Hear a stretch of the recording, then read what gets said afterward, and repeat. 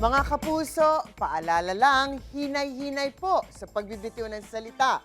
Sa panahon kasi ngayon, mapa-online live streaming man o kahit online messaging, parang naging napakadali na lang magbitaw ng salita na may pagbabanta. Ano nga bang sinasabi ng batas tungkol dito? Well, ask me, ask Attorney Gabby.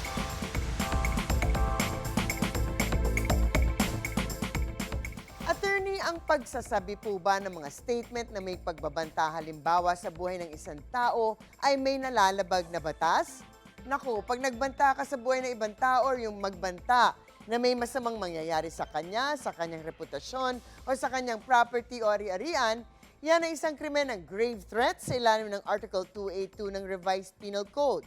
Kabilang dito ang mga pananakot na pagpatay o sakta ng isang tao, mga banta ng pisikal na karahasan o anumang pananakit.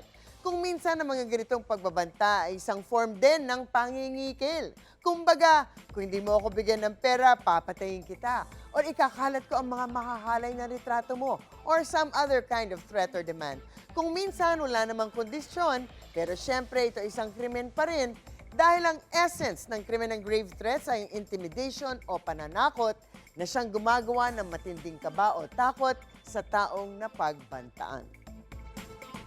Ang tanong, may kaibahan po ba ang kaso kung broadcasted publicly online o kung sa private messaging lang ginawa ang pagbabanta at kung isang opisyal ng gobyerno ang sangkot?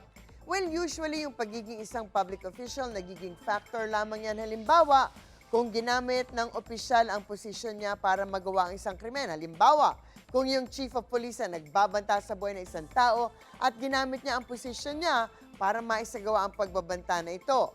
Halimbawa, nagpadala siya ng isang pulutong ng mga polis para iparating ang banta na ito ay pwedeng maging aggravating circumstance na pampabigat ng penalty ng kulong kung guilty man siya. Siyempre, ang isang krimen pag ginawa gamit ang internet, alam na natin ito ay violation ng Cybercrime Prevention Law at bibigat din ang penalty. Cybercrime yan pag ginawa through social media or the internet. Mahigpit na tinututulan ng ating batas ang ganitong uri ng aksyon dahil ito ay direktang lumalabag sa karapatan ng bawat tao na mamuhay ng walang takot o pangamba. So hinay-hinay lang talaga. In any case, mga usaping batas, bibigyan po nating linaw para sa kapayapaan ng pag-iisip. Huwag magdalawang isip. Ask me, ask Attorney Gabby. Ikaw, hindi ka pa nakasubscribe sa GMA Public Affairs YouTube channel? Bakit? Mag-subscribe ka na, dali na, para laging una ka sa mga latest kwento at balita. I-follow mo na rin ang official social media pages ng Unang Hirit. Salamat, Kapuso.